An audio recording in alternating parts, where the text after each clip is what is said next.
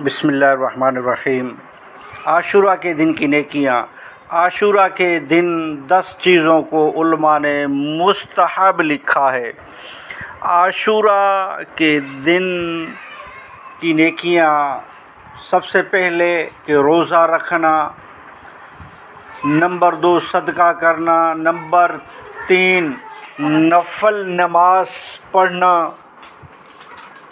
1000 مرتبہ سورہ اخلاص قل هو اللہ احد پڑھنا، علماء کی زیارت کرنا، یتیموں کے سر پر ہاتھ پھیرنا، اپنے اہل و عیال کے درمیان رزق میں وسعت کرنا، غسل کرنا اور سرما لگانا، ناخن تراشنا۔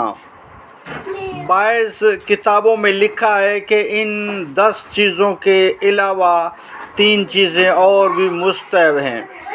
نمبر 1 مریضوں کی بیمار پرسی کرنا، دشمنوں سے میلاپ یعنی صلح کرنا، نمبر 3 دعائے عاشورہ پڑھنا۔